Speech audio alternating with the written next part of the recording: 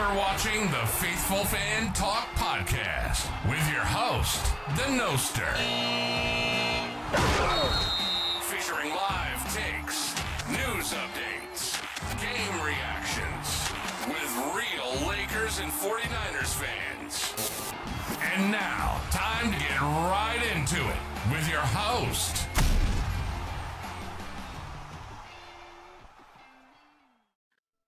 Welcome, everybody. How's it going? Hope everybody's having a good day. Welcome to the Faithful Fan Talk Podcast. I am your host, the Noster. Here, we're going to be talking Lakers basketball this week. Hope everybody's having a good day, wherever you're at.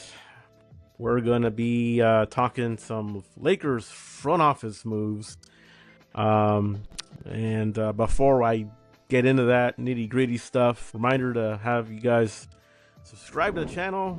As always, like the video, comment below on the video, and ring that notification bell so you can get updates on any latest episodes on the channel. Alrighty.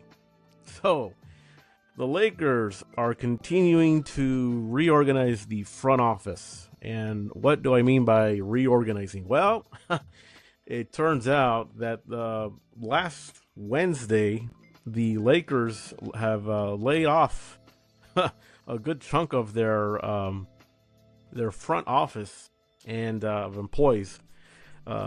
This has impacted a lot of departments, ranging from the content department, marketing, sponsorships, corporate partnerships, media relations, hell, you name it. This is even going down to the employees that are managing the South Bay Lakers, believe it or not.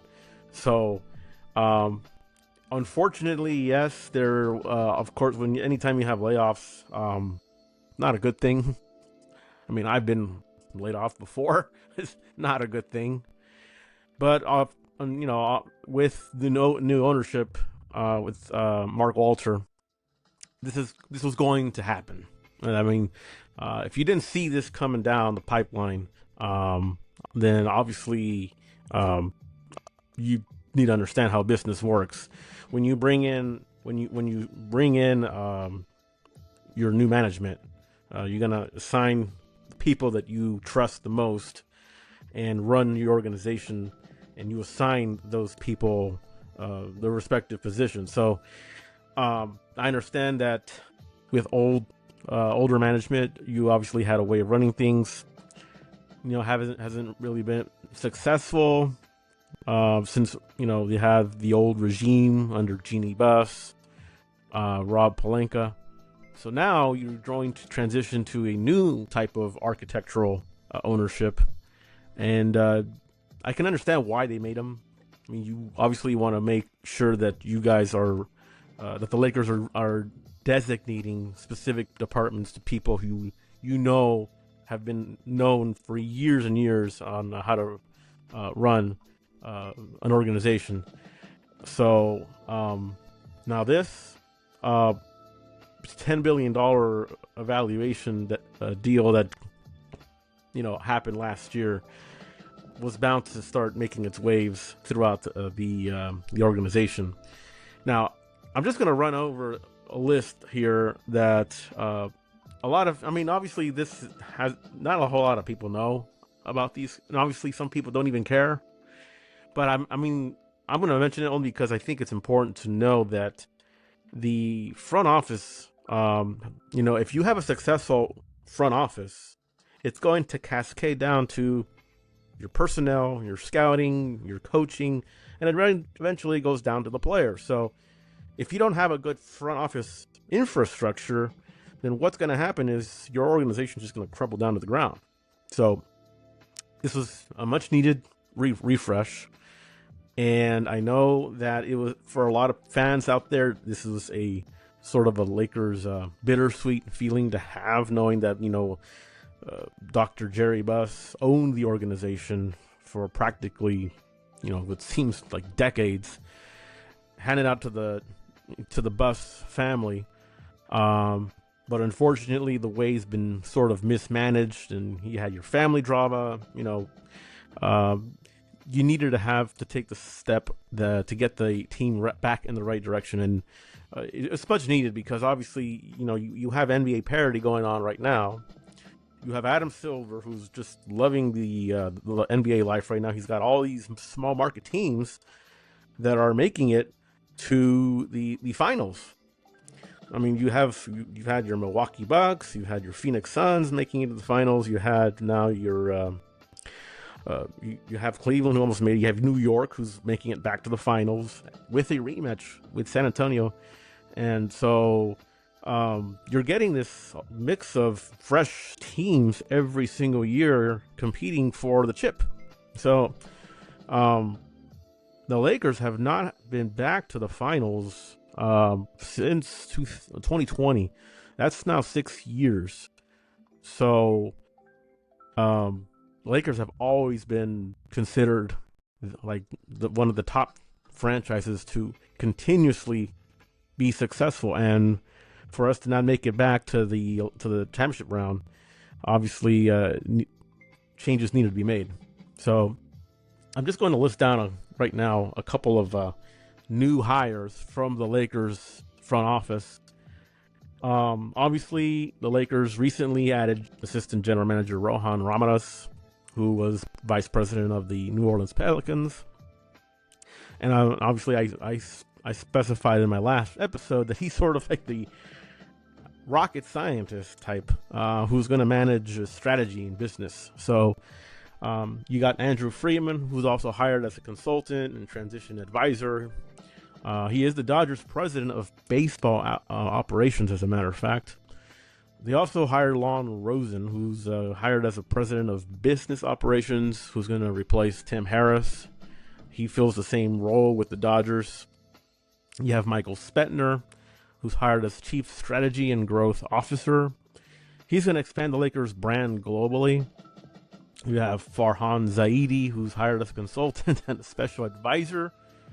He also has a role with the Dodgers. You got Tony Bennett. He is going to be crucial and important in this upcoming NBA draft. He's going to be hired as the NBA draft advisor. So keep an eye on the NBA draft, because he's going to have a lot of say in what the Lakers do in the upcoming draft, on who they select. In the last couple of years, the Lakers have not, let's be honest, they have not hit on the NBA draft. And as a result, we've ended up with a lot of duds.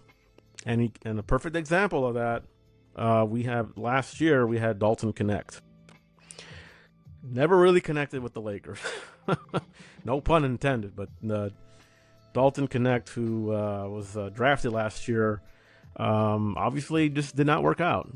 I mean, you know how he reacted after he was involved in the Mark Williams trade that later got rolled back. And, he never really was himself again, to be honest. Whether it's a mental thing or just very, emotional about it, it got to him, never really connected back with the Lakers rotation.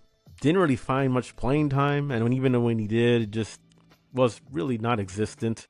So I would not be surprised if Dalton Connect is given a chance somewhere else in another team in the NBA. It would benefit him to get more time. He hasn't really had the time to develop with the Lakers, so sucks for him. But that's a perfect example of why you need a guy like Tony Bennett to start managing the NBA draft and be under advisement.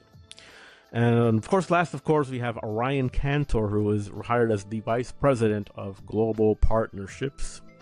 He's gonna be working on basically, obviously, the TV aspect with the NBA. So there's a lot of stuff happening here with these new hires, and we should be optimistic, honestly, because this is the formula that has been working for the Dodgers, and obviously the Dodgers have been winning their own championship. So do I feel confident? Yes, I do. It's new right now. The Lakers are going through a lot of changes. I would expect that we will probably hear more in the next couple of weeks regarding possible more front office hires. And when they do, you'll be hearing from me, whether or not it's another short or an episode. But keep that on the radar. So, other than that, that's pretty much going to be it for this week's episode. Now, before I let you go, just wanted to, unrelated to what's going on right now, how about the Spurs and the Knicks as going on the rematch in the NBA Finals? Now, that's honestly, who would have thought, right?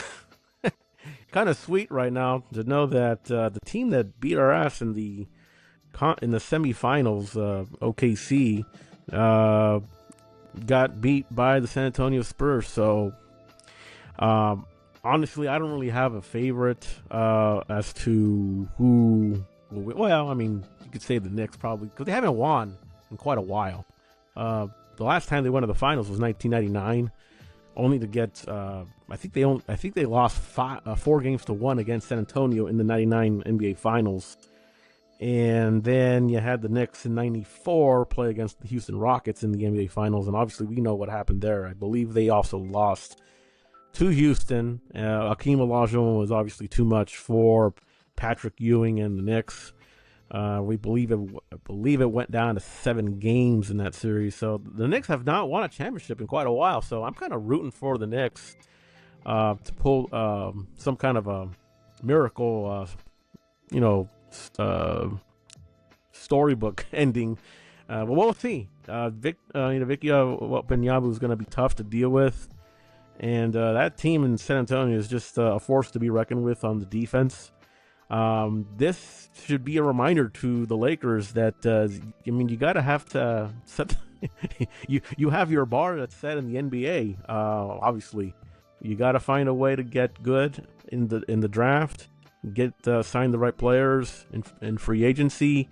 Be very careful on how the Lakers spend their money in the offseason with regards to what happens to fill in the gaps to fill around Luka Doncic. Lots of decisions to be made, so it's very important that the Lakers don't screw this up in this offseason. Just because this will affect how the next several years, how we compete with the likes of Houston, San Antonio, OKC, your Denver, your Minnesota teams. They're all going to be stacked. They're only going to continue to get better. So, anyways, that is all I'm going to say for now in this episode.